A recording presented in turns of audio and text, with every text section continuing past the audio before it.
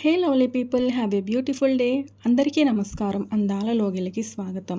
ఇప్పుడు మనం అమ్మ అత్త అనే కథను విందామా? రచించిన వారు చెన్ను సుశీలారామం గారు. ఇక కథలోకి వెళ్తే, సమయం ఉదయం 11 గంటలయింది. శాంతమ్మ పూజా గదిలో కూర్చుని ప్రశాంతంగా గాయత్రి మంత్రం చదువుకుంటూ ఉంది. ఉదయాన్నే లేచి టిఫిను వంట చేసి కొడుక్కి టిఫిన్ కాఫీ ఇచ్చి భోజనం క్యారియర్లో సర్ది కొడుకు మహర్షిని 10 గంటలకల్లా ఆఫీసుకు పంపించి అప్పుడు పూజా గదిలోకి వెళ్తుందామె. కొడుక్కి పెళ్లి చేసి కోడల్ని తెచ్చుకున్న శాంతమ్మ దినచర్యలో మార్పేమీ రాలేదు. కోడలొచ్చిన కొత్తల్లో కొత్త కోడలని పనులేమీ చెప్పలేదు. వెంటనే నెల తప్పి కోడలు మీనా వేవిళ్ళు పడుతుంటే అప్పుడు మంచం దిగకుండా కోడల్ని ఎంతో అపురూపంగా చూసుకుంది.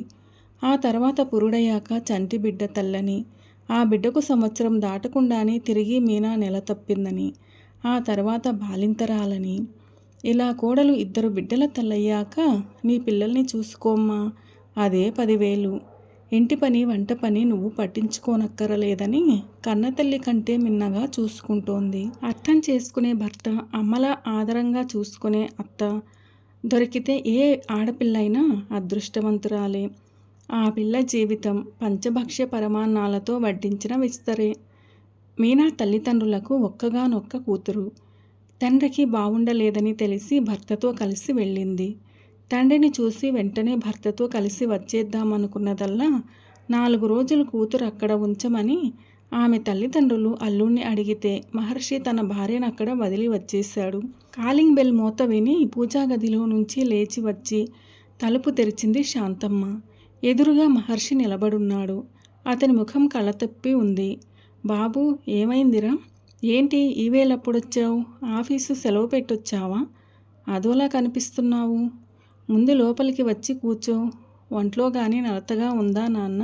ఆదుర్దాగా కొడుకు చెయ్యి పట్టుకుని అడిగింది శాంతమ్మ. లోనికొచ్చి హాల్లో ఉన్న సోఫాలో కూలబడ్డాడు మహర్షి. కొడుకు పక్కనే కూర్చుంది శాంతమ్మ. అమ్మా, మనం వెంటనే బయలుదేరాలి. మా మామగారు పోయారట. ఆఫీసుకి ఫోన్ వచ్చింది. శివశివ, ఎలాంటి వార్త వినాల్సొచ్చింది? మొన్న నువ్వు చూసినప్పుడు బాగానే ఉన్నారు కదా, ఇంతలోకి ఇలా ముంచుకొచ్చిందా? అంతా ఆ పరమాత్ముడి లీల. పాపం మీ అత్తగారు ఎంత తల్లడిల్లిపోతోందో, మీనా పసిపిల్లలిద్దరితోనూ ఎంత బెంబేలు పడుతోందో. ఉండు, మనిద్దరివి 2 జతల బట్టలు బ్యాగులో పెట్టుకొస్తాను. ఈలోపు నువ్వు ట్యాక్సీ మాట్లాడుకురా. అలాగే అమ్మా. ఈలోపు నువ్వు కాస్త ఏదైనా తిను.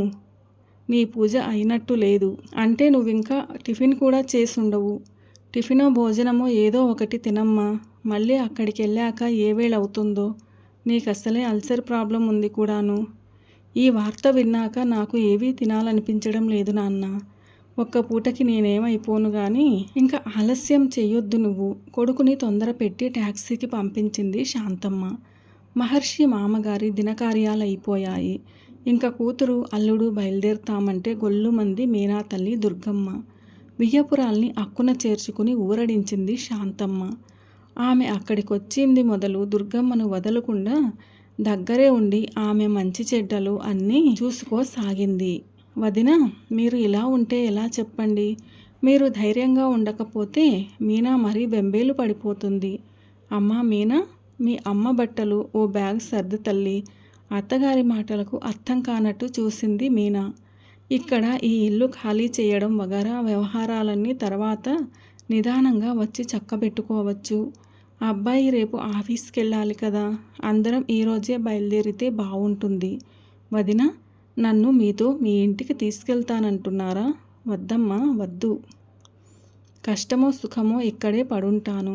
కొడుకు దగ్గరుండటం పద్ధతిగా ఉంటుంది, కానీ కూతురింటి దగ్గరుండటం సబబు కాదు. దుర్గమ్మ ముక్కు ఎగబీలుస్తూ అంది. వదినా, మీరు అలా ఎప్పటికీ అనుకోవద్దు. కూతురేంటి కొడుకేంటి, తల్లికి ఎవరైనా ఒకటే. మీ అల్లుడికి నేను తల్లినైతే నా కోడలికి మీరు తల్లి. మనిద్దరికీ మన పిల్లల దగ్గరుండే హక్కుంది. మన పిల్లలిద్దరికీ మనల్ని చూసుకోవాల్సిన బాధ్యత ఉంది. మీరింక మనసులో ఎలాంటి సందేహము పెట్టుకోకండి. వియ్యపురాలి 2 చేతులు పట్టుకుని కళ్ళకద్దుకుంది దుర్గమ్మ. వదినా, మీదెంత మంచి మనసమ్మా. నా కూతురైనా అనని మాట మీరన్నారు. అయోమయంలో పడున్న నాకు నేనున్నానంటూ ఎంతో ధైర్యాన్నిచ్చారు. మీకు నేను ఎంతో రుణపడుతున్నాను. అయ్యయ్యో, మనలో మనకు రుణాల మాటేంటమ్మా? మనమంతా ఒకటే కుటుంబంలోని సభ్యులం అంది. మర్చిపోకండి. ఏంటమ్మా మీనా, ఇంకా ఇక్కడే ఉన్నావా? వెళ్ళి అమ్మ బట్టలు సర్దు. దుర్గమ్మకు కూతురి ఇంటి దగ్గర సుఖంగా గడిచిపోతోంది. కూతురు, అల్లుడు, మనవల మధ్య ఎలాంటి బెంగ, భయం లేకుండా నిశ్చింతగా బతుకుతూ ఉంది. వచ్చిన కొత్తల్లో వియ్యపురాలికి పనిలో కాస్త సాయంగా వెళ్ళేది. రాను రాను అది మానేసింది. శరీరాన్ని సుఖానికి అలవాటు చేసింది. మనసుని చెడు ఆలోచనలకి అలవాటు చేసింది. కూతురికి అత్తగారి మీద చాడీలు చెప్పసాగింది. అమ్మాయి, చూశావుటే నీ అత్త గడుసుతనం. పెళ్ళి కానంత వరకు కొడుకుని తన కొంగుకు కట్టేసుకుని తన కనుసన్నల్లో ఆడించిందే అనుకో. పెళ్ళయ్యాక కూడా కొడుకుని ఎలాగా తన చెప్పు చేతుల్లో ఉంచుకుందో చూడు. మీ ఆయన ఆఫీసు నుంచి వస్తూనే అమ్మ అంటూ వస్తాడు. ఆ తర్వాత అమ్మ కాఫీ ఇవ్వు, అమ్మ టిఫిన్ పెట్టు, అమ్మ భోజనం వడ్డించు, అమ్మ అమ్మ అమ్మ ఇలా నామజపం చేస్తూనే ఉంటాడు. ఇదెక్కడి చోద్యమే తల్లి. నెలంతా కష్టపడి సంపాదించుకొచ్చిన జీతం మొత్తం తెచ్చి ఆమె దోసిట్లో పోస్తున్నాడు నీ మొగుడు. ఆలికేమన్నా అవసరాలుంటాయేమోనని ఏనాడన్నా ఒక్క రూపాయి నీ చేతిలో పెట్టిన పాపాన పోయాడా? తల్లి విసుగ్గా చూసింది మీనా. అమ్మా, ఏంటి నువ్వు ఇలా మాట్లాడుతున్నావు?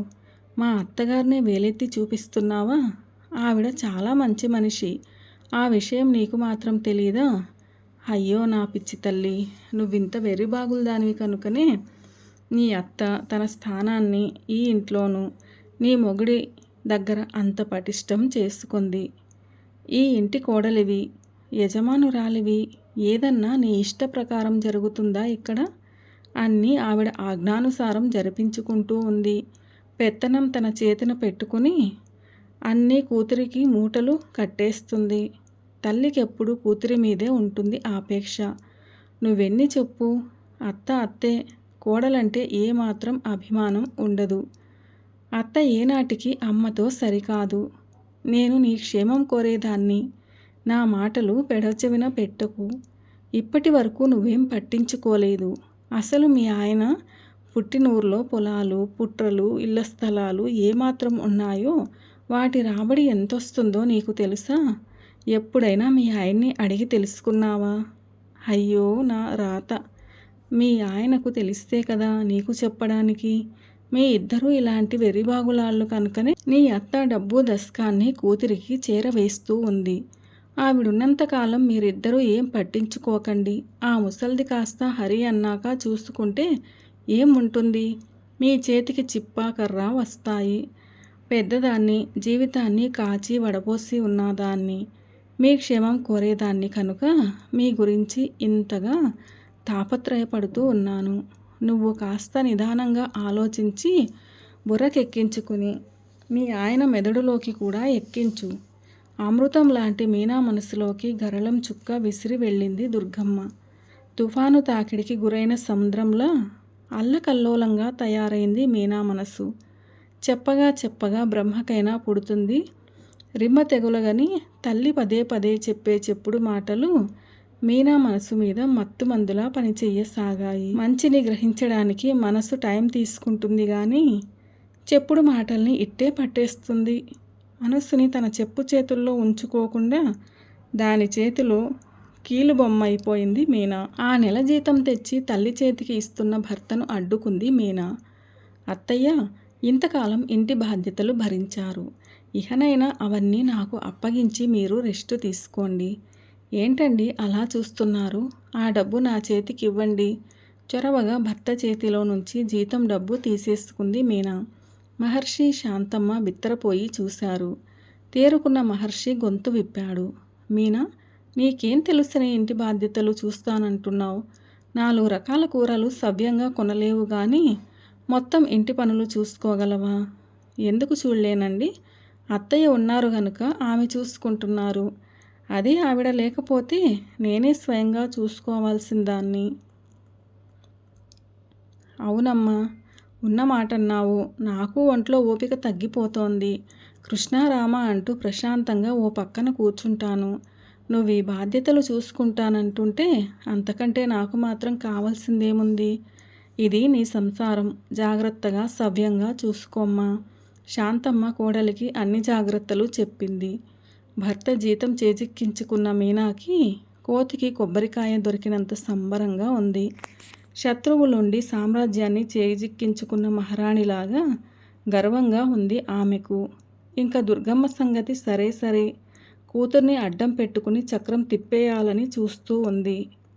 తల్లి కూతుళ్ళిద్దరూ షాపింగులని, సినిమాలని, షికార్లని తిరుగుతూ జీతం మొత్తాన్ని నెల మధ్యలోనే విచ్చలబడిగా ఖర్చు పెట్టేశారు. శాంతమ్మ పరిస్థితిలో మాత్రం మార్పేమీ రాలేదు. యథావిధిగా ఆవిడకు వంట పని, ఇంటి పని తప్పలేదు. దేనికి మాట్లాడక తన పని తాను చూసుకోసాగింది. అంతా గమనిస్తున్న మహర్షికి ఒళ్ళు మండసాగింది. దీనికి తోడు జీతం మొత్తం ఖర్చు పెట్టేసి నెలలో ఇంకా 15 రోజులు ఉందనగా భర్తని డబ్బు అడిగింది మీనా. సలుపుతున్న పుండు మీద కారం చల్లినట్లయింది మహర్షికి. నీకు డబ్బు కావాలా?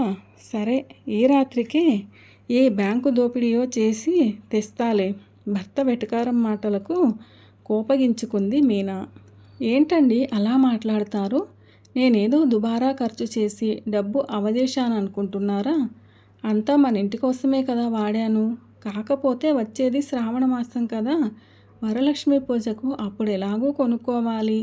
దానికి మొన్న బజార్ వెళ్ళినప్పుడు బట్టల షాపు నుంచి వెళ్తుంటే షోకేస్లో బొమ్మకు కట్టిన శారీ నచ్చిందని కొనుక్కున్నాను.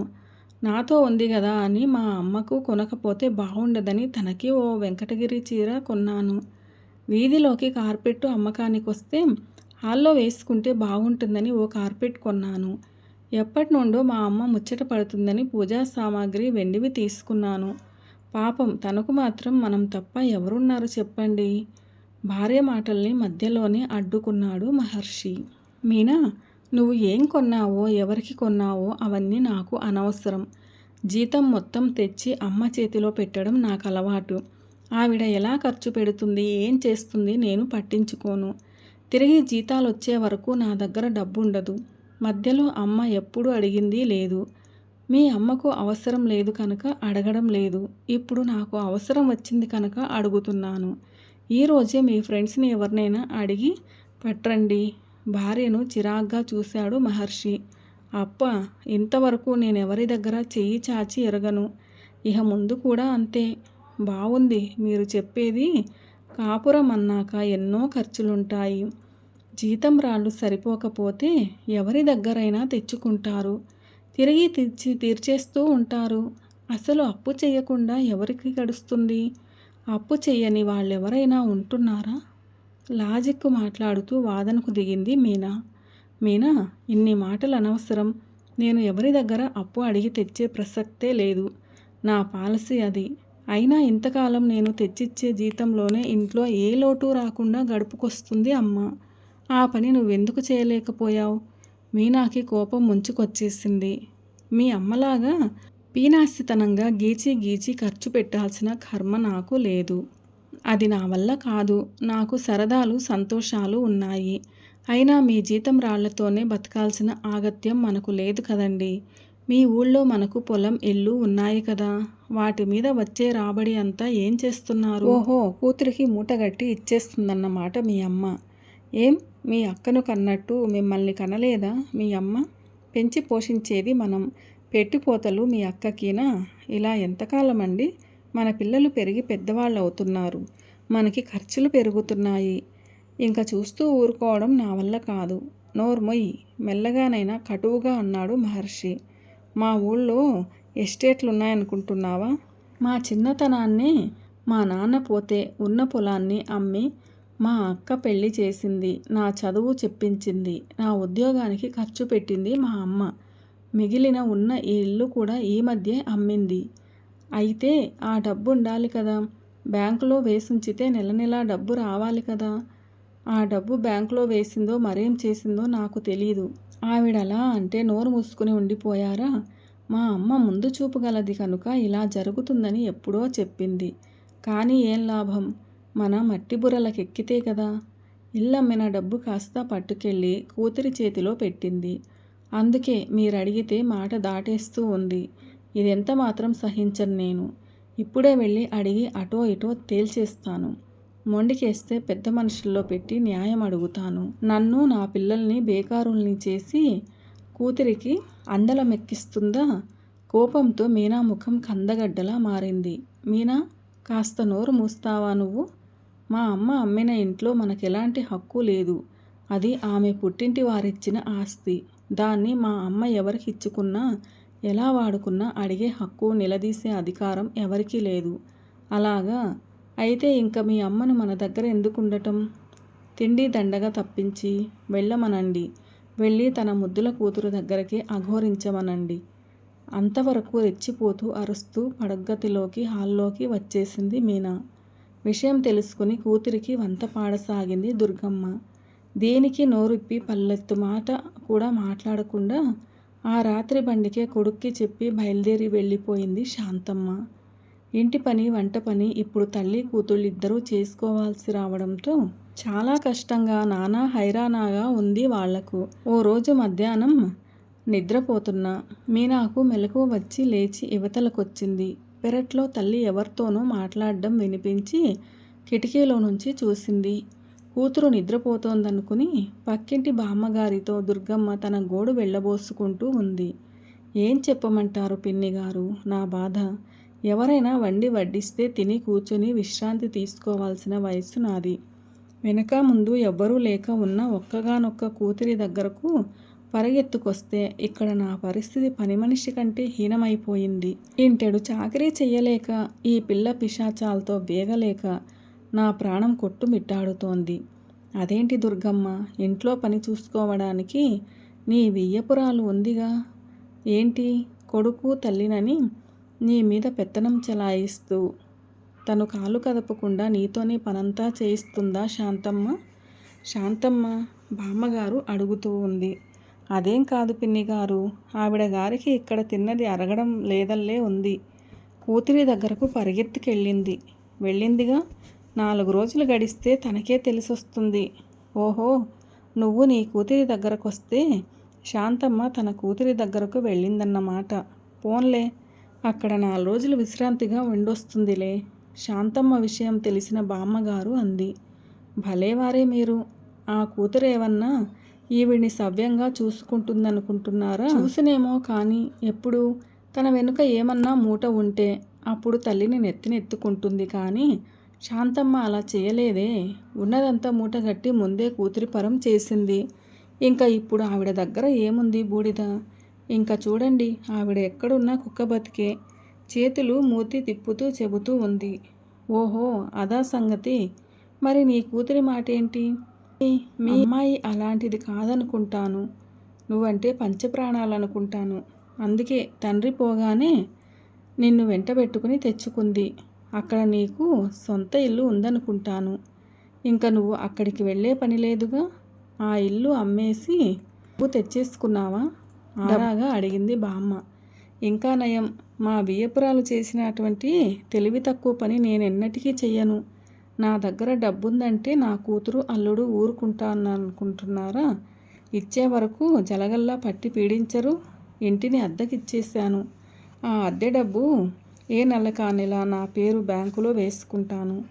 ఎవరు అరిచి గీ పెట్టినా దానిలో నుంచి నయా పైసా అయినా తీయను. ఖరాఖండిగా చెప్పేసింది. నీకు నెల నెలా రాబడొస్తుంది గదా. హాయిగా ఒక్కత్తివి దర్జాగా ఉండొచ్చు గదా దుర్గమ్మ. ఇక్కడ మనవలకు చాకరీ చేస్తూ ఉండడం ఎందుకు? పిన్నిగారు, నేను మీ అందరిలాంటి ఆడదాన్ననుకుంటున్నారా? నాకు ముందు చూపు ఎక్కువ. వచ్చిన అద్దె డబ్బు వచ్చినట్లు ఖర్చు పెట్టుకు తింటూ కూర్చుంటే ఇంకా నాకే మిగులుతుంది. అదే నేను ఇక్కడ ఉన్నాననుకోండి, నా అద్దె డబ్బు నాకు నెల నెలా పెరుగుతూ పదిలంగా ఉంటుంది. ఇల్లుకు ఇల్లు ఉంటుంది. అప్పుడు అంతా నా దగ్గర పెంపుడు కుక్కల్లా అణిగిమణిగి పడుంటారు. ఈ రోజుల్లో ఎవ్వరినీ నమ్మడానికి లేదు. పిన్నిగారు, కూతురేంటి, అల్లుడేంటి, మనవడేంటి, ముందు చూపుతో మనం జాగ్రత్తతో మనం ఉండాల్సిందే. పిన్నిగారు, ఏదో నా మనసాగక మీరు నా తల్లి లాంటి వారు కనుక నా మనస్సు విప్పి మాట్లాడాను. ఇప్పుడు నేనన్న మాటలేవి మా అమ్మాయికి తెలియనివ్వకండి. మనం మనసులో ఏమైనా ఉన్నా కూడా పైకి మాత్రం లౌక్యంగా మాట్లాడుతూ మన పబ్బం గడుపుకుంటూ బతకడమే తెలివిగల వాళ్ళ లక్షణం. అవునంటారా కాదంటారా పిన్నిగారు? మరోసారి చెప్తున్నాను, నే మాట్లాడిందేవి మా మీనాకి తెలియనివ్వకండి. అలా చేస్తే నన్ను చంపుకు తిన్నంత ఒట్టే. దుర్గమ్మ బామ్మగారు ఇంకా ఏవేవో మాట్లాడుకుంటూనే ఉన్నారు. కానీ అవేవి మీనా చెవికెక్కడం లేదు. ఆమెకంతా అయోమయంగా ఉంది. అది కళా నిజమా తేల్చుకోలేని పరిస్థితిగా ఉంది. తన తల్లి అలాంటిదని, ఆమె బుద్ధి అంత వక్రమైందని కల్లో కూడా ఊహించని ఆమె మెంటల్గా పెద్ద షాకే తింది. మెల్లగా కన్నీళ్లు తుడుచుకుంటూ వెళ్ళి మంచం మీద వాలిపోయింది. ఆమె నైజం ఇలాంటిదా? తన చెవులు తన్ని మోసం చెయ్యడం లేదు కదా? ఇక్కడ తన పరిస్థితి హీనంగా ఉంటుందా? డబ్బు కోసం కూతురు అల్లుడు జలగల్లా పీడిస్తారంటుందా? తన డబ్బు అంటూ వేరు చేసి మాట్లాడుతుంది. అంటే మాకంటే కూడా తనకి డబ్బే ఎక్కువన్నమాట. పైకి మాట్లాడే మాటలు, ప్రవర్తించే తీరు అంతా నటనేనా? తల్లి ప్రేమలో కల్మషం ఉండదంటారే. మరి తన తల్లి ఇంటెడు పని అత్తగారొక్కరూ చేసుకుంటుంటే తను గాని అమ్మ గాని సాయం వెళ్ళేవాళ్లమే కాదు.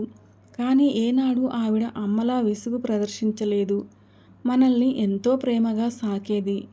మనవల్ని కూడా ఎంతో ఇష్టంగా సాకేది. ఇళ్ళమ్మిన డబ్బు తమకి ఇవ్వకుండా కూతురికి ఇచ్చుకుందని నానా మాటలన్నాను. ఆవిడ కూతురికైనా ఇచ్చింది కానీ తన తల్లి. రాత్రే ఆయన అన్నారు తన ప్రమోషన్ గురించి కాస్త ఖర్చయ్యేలా ఉందని. మరేం పర్వాలేదు, అమ్మ ఇంటి మీద వచ్చే అద్దె డబ్బులుంటాయి, అమ్మనడిగి తీసుకుందాం అంది తను. కానీ అమ్మ బుద్ధి ఇలాంటిదని తను ఊహించలేదు.